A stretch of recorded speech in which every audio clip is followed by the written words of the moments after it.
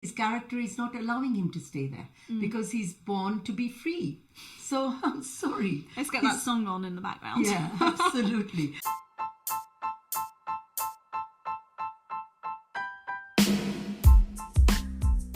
Welcome to Astrology and Spirituality, the podcast. I'm Middleton Joshi. And I am Sneh Joshi. Together, we will explore the big questions in life, like what is karma and reincarnation? What is our purpose in life? And is everything predestined or do we have free will? We'll be looking at everything from the perspective of a yogi And a Vedic astrologer. We're ready. Are you? Hi everyone, and welcome back to Astrology and Spirituality, the podcast. Today's episode is called Saturn in Aquarius and the Royal Family. So, what is the significance of Saturn in Aquarius, and why are we even discussing it today? Well, I think we discuss the slow-moving planets all the time when they do move, because Saturn remains in a sign for 2.5 years. So the last 2.5 years, it has been in the sign of Capricorn. Capricorn is a very restrictive sign. So it has been restricting people in many, many ways. Now it has moved after 30 years into the sign of Aquarius. Now Aquarius is the sign of the 60s. I always say that to people, where we want our freedom. We are rebellious. So as soon as it moves into the sign of Aquarius and knowing the nature of Saturn, it again tries to restrict us. It says, I'm not going to let you move. So what are we doing? We're removing the shackles and we are becoming rebellious and we want our freedom. That's what we are doing. And that coincides with the timing of COVID and the pandemic. The last 2.5 years, everyone was stuck at home. Absolutely. And people are still working from home, and we're still not completely free of it. COVID is still around. But I totally understand how we want to get out there, we want to be rebellious, we want to just live our lives. And then we've got Saturn restricting us again. It is going to restrict us. And it does aspect the sign of Aries, which is again get up and go sign. It's Mars sign. And there's fire in there. So Saturn, looking at its fallen placement, literally means that it's trying to sort of reduce our movement. The transit is very, very important in our lives. Always remember, Saturn is a very karmic planet. And wherever it sits, we need to work off certain amount of karma that we have brought forward, or we need to create karma in this lifetime. So let's talk about the royal family. There's been lots of drama recently. Harry and Meghan released their Netflix documentary, which was very interesting. We had Jeremy Clarkson saying some obscene things about Meghan Markle, someone he's never even met. Don't forget Harry's book. Oh God, The Spare. The Spare. Love that. Don't forget that. Yeah, I can't forget The Spare. And then you had Camilla taking Jeremy Clarkson and Piers Morgan out for dinner. Yeah. Poor form. So tell me about Harry's chart. What's going on and how is this going to affect them moving forward? Okay, everybody is quite royalist. I mean, in this country, I don't think very many people like Harry. I wish they would understand Harry because I think they think he's a spoiled brat. He shouldn't have let his family down and all that. But as an astrologer, I'm going to give you more vision into what and who Harry is all about. Now, his rising sign, voila, it is Sagittarius. Love that. So when you are a Sagittarius rising, you do not want to be shackled. Nobody can hold you back. Yeah. I want my freedom. I'm going to travel. I'm going to do this. It's ruled by Jupiter. Yeah. Jupiter is absolutely a giving planet as well. And guess what? Jupiter sits in his number 1 house. There you go. It's a planet of expansion, the planet of luck. It's in his first house, and that's very lucky. That's great to have. Very lucky. So hence the background. We know where he was born. So he brought that into his life. But the interesting thing is that his karma brought forward is not that brilliant because that goes and sits in the Scorpio sign number 12 house. So his 5th ruler goes and sits in the 12th house. We're talking about Mars here. Yeah. So Mars in the sign of Scorpio, when you put your feet in there, it gets stuck. Yeah. So why do you think he's struggling more to break away from the shackles? Because that Mars is not letting him come out of the restrictiveness and everything. So on the one hand, Jupiter is saying, I want to be free. And then on the other hand, Mars is pulling him down and saying karma brought forward is not great. Yeah. So he needs to break away from that as well. So when your karma brought forward is not so great, it's good in the good for the 12th house because it kind of enhances the 12th house, but the house it leaves, the 5th house, is going to ruin that house. Okay. So let's talk about Mars in Scorpio. They don't like people to cross them. Yeah, I mean, you can see he's quite vengeful. Okay. And to be honest, I don't mind it. I don't mind it because if I had For a the partner, real reasons, for the right reasons. yeah, for the right reasons. If my family were putting out false stories about my husband publicly, I'd do exactly what Harry's doing. I'd be there to defend him because it's not on, right? Absolutely. And we know that is all a cover-up because, well, we've heard the rumours. There are lots of rumours about the royal family and their, the affairs that are taking place. And the minute something like that is brought to the public's attention, we saw it. There were horrible stories about Meghan. So, And it's just completely off. So remember one thing. He's after the truth. Okay? Right. And he likes the truth. And he'll take a lot of beating in it because he'll carry you. And then when he's had enough, that's when he's going to break away. All right? And I think that's what he did. Because behind the scenes, he was taking a lot when he got married to Meghan. And he took it. And then the crux came when he thought, no more of this. I have to defend my wife. Yeah. Right? And what he's done is very divisive because a lot of people are like, oh, but he's embarrassed his family. Something should be left unsaid and he should be more dignified. I can see it from that perspective. But on the other hand, he probably felt like he had no other choice because they had to leave, the country he was born in. Yeah. So now he's thinking, okay, well, this is the reason we've done it. So if the public is so interested, well, here's the truth. But it hasn't gone down well. It hasn't gone down well. There's been a loss of reputation for both him and his wife. Yes, it has. So is that indicated? So I'm going to discuss that with you. So on the one hand, Mars goes and sits in the 12th house where he needs to know the truth because he's after the truth. Okay. Yeah. He's that sort of a guy. A principled and person. a very principled person. And then when we get Moon sitting in that particular 5th house, then that is wills and legacies. He's not going to lag behind there. He will get his wills and legacies, whatever he's owed and whatever he should have, he will get it ultimately. So that's a plus. His wife is very beautifully placed in his chart in the number 9 house. So that makes Meghan quite a spiritual person. Yeah. Do you understand? Yeah. So he himself is a spiritual person. He likes to widen his horizons. And then he meets a woman who is also sitting in the number 9 house, which is a spiritual sign too. But also it means that she's from abroad. Yeah, I was just about to say that. That also means someone from abroad. Yeah. So that's fine. So he hasn't met the wrong person. So as I always say to people, it doesn't matter how many marriages you have. You could have 3-4 marriages, but they're all karmically linked. Yeah. So if Meghan came into her second marriage, it was no fluke. She wasn't hunting for Harry. She wasn't sort of looking for him that, look, this is the guy I want to get married to. Like people say. It isn't about that. It is karma that plays a big part. Even if she was, I'm not saying she was, but even if that were the case, what would persuade him to go with it, right? It is karmic, in my opinion. It is very karmic. Because he could be going out with someone else, or he could like somebody else. So it's not like, oh, she had her sights set on him and it all worked and that out. she's a witch, that she's just taken him away. Not at all. And that's the thing with the public. That's what really gets to me because I'm an astrologer. I think people should accept the choice that he made. He thinks he made that choice, but in reality that was a karmic choice, all right? And they both were meant to be in each other's lives. And look at the circumstances around it, how they met, how it all developed, how quickly it developed. Yeah. So, I think people should accept that and get on with it. It is for better or worse. Yes. Like, even if you're 100%. karmically linked to someone who's not right for you, you still got to work out that karma between you, right? Because remember, not everybody's happy person. No, there are so many marriages that aren't working. Absolutely. And when I talk to people about that karma plays a big part in our marriages, and they say, yeah, but I'm not happy, I'm divorced now. So it's not about that. The free will comes into it afterwards. And on the time when you're signing that piece of paper, okay, this is my husband, this is my wife, and I'm meant to be with her karmically. And then you move along and hey, we can't get on with each other. So when it becomes unbearable, then we do leave each other.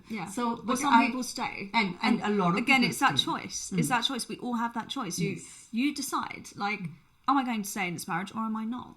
That's the thing, right? So and that affects your life moving forward. It does. It does, because that's how karma works out. So anyway, that in that sense, he's with the person that he wanted in his chart. We can see that.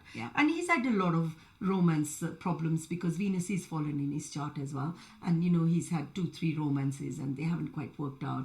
So when we look at his chart, he also has a Saturn exalted. Now, Saturn is his 2nd and 3rd house ruler. All right, 2nd is his finances. It's exalted. So that's very good in the 11th house. And then it's a 3rd house of communications. So who said he hasn't got good communications? He does. He does. He does. He does. He comes across very well. So I really want people to understand that he's quite a matured guy, because where Saturn sits in this Libra sign, it actually looks at him in the 1st house. So he's quite a controlled guy. He's only going to come out, as I said, when it goes to the end where he thinks, I can't take But this let's just look at why he's doing it. He's defending his wife. Yes. That's the bottom line, isn't it? Yes. Like, you should defend your wife, you should defend your husband. That's the bottom line. And everyone was coming out against her. The press, I mean, that can't be easy. You're thrown into this... Thrown to the wolves. You're thrown to the wolves, literally. And every day there's a horrible story coming out about you. I mean, her entire family were selling stories about her. So he can see what's going on in the background and he's thinking, this isn't right. This isn't on. So let me say something. And good, it came out of his mouth and not hers. Because then everyone would say, oh, look, she's doing this now. She's doing that. So let's talk about Meghan now. Let's talk about Meghan. Meghan I like is her. a Cancer rising. Okay. Cancer rising is a very nurturing sign. She people say, oh, he's married her because she's like his mother, like he sees the nurturing side of her. She's has taken the place of his mother. Well, no, they don't say that. They say that she's trying to be like his mother. There's always this horrible spin to the stories when it comes to Meghan. They're saying, she's wrong. Then. Yeah, they're saying she's trying to emulate Diana. Okay. But yeah, okay. But the nurturing comes naturally. That's a natural thing. Yeah, it comes naturally. Yeah. She is Cancer rising. She's ruled by Moon, and Moon is sitting in the sign of Virgo, and there are 2 other planets there. So Meghan is quite a principled person, and she's very cautious by nature. So she's going to rein Harry in. So for the better. Yeah. So she doesn't want to ruin her own reputation or ruin Harry's reputation. So she is a good thing that has happened to Harry. And I mean, the way he so fondly spoke about her, that she's the love of my life. And I can understand where all this comes from. Yeah. Okay? So I think people have to stop criticizing Meghan, because this marriage was meant to be. And also they must understand that Harry's the one who wants to break free. It was nothing to do with Meghan. He could have never stayed in the institution. Yeah. Because it's very difficult to stay in the institution. It's very restrictive. You don't have a life. Your entire life is duty and doing public engagements. I mean, they're trying to mourn at a funeral and they have to smile and shake hands with people. That is not normal. It's like they're stuck in a zoo, It's like they're constantly having to perform. Like, I'm not in any way envious of that position. It's not really. And, everybody thinks that... why is he talking like that? He was born in that family, so he should know better. But the point is, his character is not allowing him to stay there because he's born to be free. So I'm sorry. Let's get that song on in the background. Yeah, absolutely. So I think that you can't blame him for what he's doing. Anyway, he's a very spiritual guy himself. And when he talks about that he spoke to his mother, or he went to see someone about his mother, I believe that, because Mars in Scorpio would do that for him. Does that mean that they're more interested in the occult and that sort of mysticism? Is that what it indicates? Yes, he's interested. He's interested in what is life about. Harry's running a Rahu period, and he's got a few years to run. And then guess what? The big light is coming through Jupiter. When does Jupiter come through? comes through, and it's very interesting, because that's when he's going to feel comfortable, and he's going to feel that, I have made it not far. 30th of March 2025. Well, that's not far at all. Yeah. Good for him. So the reason Rahu has done this to him is because if you look at where his Rahu is sitting, and you will understand, his Rahu is sitting in his Taurus sign, and it is his 6th house, which is very well placed, and nothing wrong with that. But it is reckless. Rahu gives, Rahu takes. Yeah. So Rahu gives a lot of material things in life, but then emotionally it takes away. Look what has happened to him. Yeah. He has separated from his family as well. And by the way, he's Manglik. Yeah. He's a top Mangal dosh. Yeah, and Mars, so is Meghan. and so is Meghan. And that's why it works. And it works when both of you are Mangal. Okay. And so come on, what is he doing wrong? Why are people okay? He's done his book now. Yeah. He might quieten down now and get on with his I life. think the thing with people is there's always people love a bit of drama. I mean, it's so boring. Just focus on your own life. Seriously, there's no need to. I know what we're doing right now is we're discussing. No, them, but we shouldn't take sides. Yeah. Okay. I mean, come on, what did Camilla do? Why do you think Harry blatantly spoke about his stepmother? Well, it's obvious, isn't it? I mean, come on. I mean, if you do silly things, then it's going to come, as they say, what goes around comes around. Yeah, and what I don't understand is all these horrible stories about Meghan, and what was Prince Andrew up to in that entire time? Oh, and what did Clarkson say about her? About Is who? that how you talk about a young woman? He's Is that how you speak about a young definitely woman? not. Anyway, forget No, Jeremy we will Clarkson. look at Clarkson's No, I don't chart. want to look at his Not chart. He's today, of no not interest today, to me. Not today. But I think people should know why he behaves the way he does, like an idiot. And also we will look at Pierce's chart. Yeah, they both have something wrong with them. I think we can go after one look at person. it, and at least we can realize why people behave the way they do. But Because she's not giving them the attention. That's why. That's why they feel like jilted in a way, because she gave them zero attention. So in order to get that attention, they went the other way and were very negative about her. It's just like, But it worked for her. What are didn't you it? doing? Because are you everybody 5 can years see old? that he's an idiot. No, but everyone can't see. They're on their side, and that's a divisive nature, and it makes you question why people behave like that. To me, it's pretty obvious, but we're not going to go into it. But I think that the reason we do look at astrology is maybe we can create changes in our lives. Yeah. If there is a nasty side to us, You can work maybe on it. we can work on it. Yeah. I mean, if they are going to carry on behaving the way they are, because they know it's blatantly not right for them to behave like that, and they carry on behaving like that, you don't need an astrologer to tell you. Why wouldn't you stop? No, and they, if you they don't won't stop because they're getting away with it. That's the you thing. see, They it's- only stop when they get in trouble. Jeremy Clarkson only Yes, came out to yes, apologise yes. because he had lost various presenting gigs. Yeah, but the Amazon point is, pulled the plug. exactly. Point is, he would never have apologised otherwise, because that is his nature. Older, surely you would have thought he would learn his lessons. No, and, some people and even don't. his daughter came out and said, "Dad, That not was an good." element of damage control as well on her part, because she thought she'd be shunned. Well, I don't know. Maybe I don't know her personally, do I? Anyway, But- we don't care, but I mean, astrologically, I can speak about them. But I think you should learn lessons. What goes on does come back to you, and it does get to you. So I think people should be very careful about moving forward. Our aim in our journey, Nutan, is all about moving forward, and we have to make the right decisions and choices. And I come back to yoga and meditation. You know, I always come back to that. I think if you do these two things in your life, which are spiritually motivated, it makes you calmer, makes you make the right decisions in life, right choices in life. And it's not like you have a reckless mind. If you are hovering around like a headless chicken, all your decisions and choices are going to come and haunt you. I mean, when we say out words in anger even, or in disgust, or in the lowest time of our life, those words will still stay. But your anger might go, your depression might lift, and then what? What about those words? Yeah. They're still hanging in the air.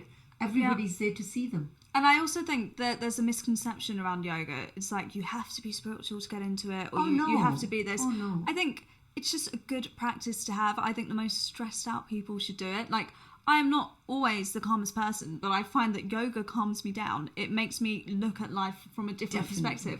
But I have to get myself out of bed and onto that mat every morning. And that's where your discipline comes in from. It's not like, oh, I can't wait to do yoga every morning. Like, it's still a process. I still have to do it. I have to make myself do it. And then when I enjoy it, I'm like, wow, I'm going to do it again. That's called discipline. And that's where the discipline comes from. So it's not like, oh, I don't want to do it, or, you know, everything in life is a process. It's all about discipline. It's all about nothing comes easy. Getting there. Yeah, nothing comes easy in life. And I think we should aspire to being spiritual.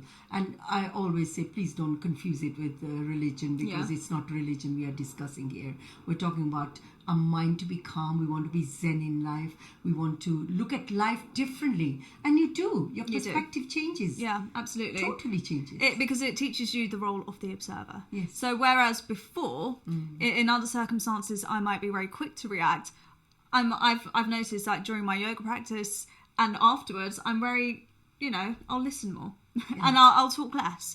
And I'll just observe more. And then I think, okay, well, is this, you know, if I say this, I feel like I'm more considered with everything. And do you find that you produce a lot more? You're productive? I'm more disciplined in every part of my life. And you're productive. Yeah, 100%. In your day. 100%. And if I miss a yoga session, because I do it very early in the morning, sometimes I miss my yoga sessions. If I miss my yoga session, I feel like I've missed it. And I feel a bit off kilter. And, you know, that's something else. And then I feel like, okay, tomorrow morning I'm going to get back onto it, you know, and I have to keep up this habit because it's a good habit to have and it helps me in my day-to-day life. I even say to a lot of people that even doing pranayama, which is breathing exercises, down. that can calm you down massively. Yes. Yeah. Especially when you're kind of rattled or anxiety comes into you, or because something's gone wrong. Instead of thinking negatively, just do deep breathing. Yeah. And that's what you have taught me, and I'm a total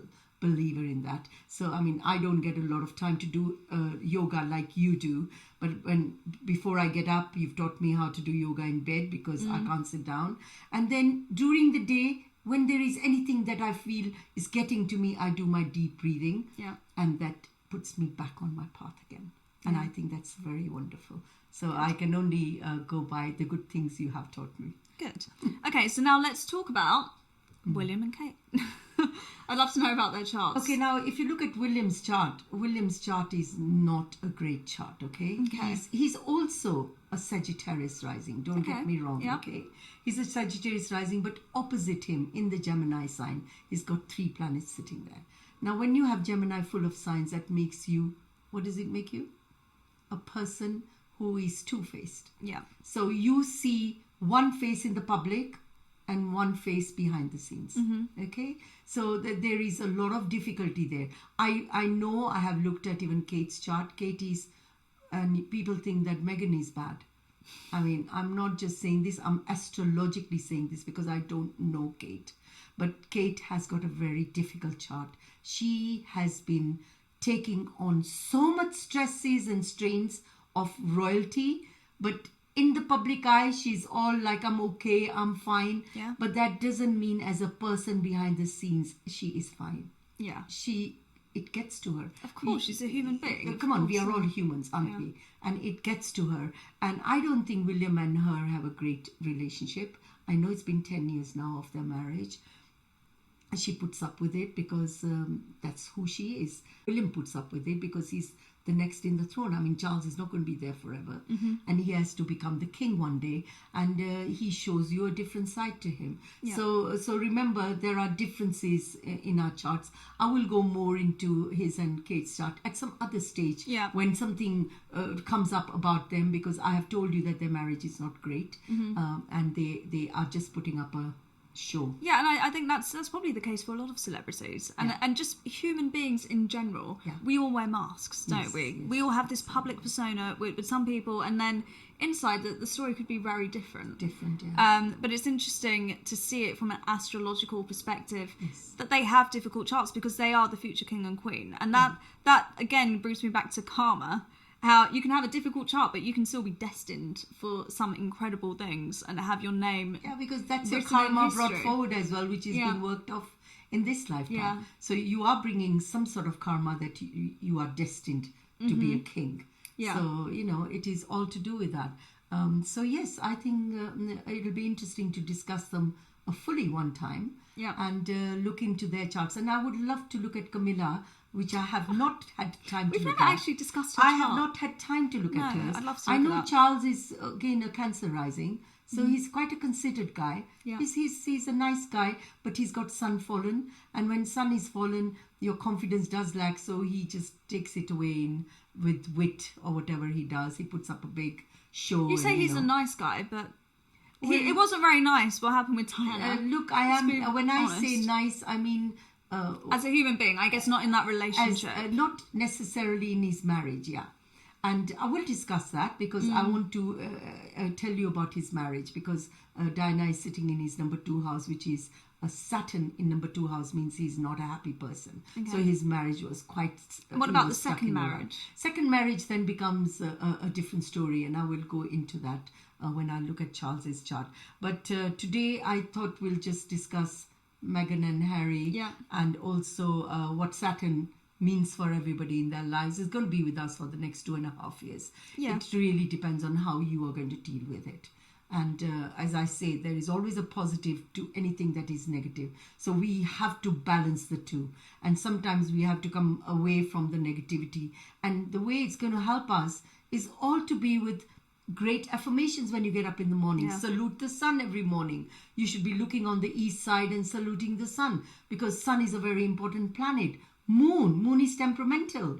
We should always be wary of when there's a full moon, when there's a new moon. It always affects me. I've got moon in the first house. Well, you do, darling. There you go. It always affects me. Yes. So I know I can't keep anything, like, if I'm feeling something, people have told me, well, we can tell from looking at your face. So I'm like, something is not there you right. go. Yeah, I'm quite direct. But yeah, I get that completely. Affirmations for the sun, do your Surya Namaskars every morning. Yes. And yeah, it's true about the moon as well. But I find all of that very interesting. But that's why people fast on that full moon. Yeah. Not so much on the new moon, but the full moon especially. And people do get very temperamental, and they lose their cool, and it's not good for human beings anyway. But of course, everybody's not following astrology. They don't understand why they behave the way they do. But I think you've got your moon in the first house, and it's a waxing moon, by the way, and it's a lovely moon. So you can be quite a charming person yourself, but there is a flip to it, because you can become temperamental, can't you? Yeah, absolutely. Yeah. And that's part of human nature. Like, we're not here to sit here and say, oh, everyone's got a perfect chart, because we're human beings. We're flawed, you know. That's the whole point. And that's, I guess, that is the way we navigate our lives. But isn't that where your yoga comes into it? Yeah. It helps you, helps me massively. It helps me think about how I'm behaving and think about the options and just be more considered in my approach. Very important. Yeah. Well, anyway, I think that should just sum up this episode. Do your Surya Namaskars in the morning. Yes. So yeah, if you enjoyed that episode, please share it, please like it. You can catch us on YouTube, Spotify, Apple Podcasts, and Google Podcasts. And we will do this more so, because I know we've been away for a while, but we're going to make the effort to make this more of a regular thing. We have to do it, and I think it is important we keep up with it, because I think people find it interesting. Oh, I find it interesting. And, I actually enjoy talking to you, Mum. Oh, wow. Moon in the first house. Moon is mother, by the way. And I'm very close to you. We are close. Absolutely, yes. Anyway, thank you for listening. We'll speak to you next time. Namaste. Namaste.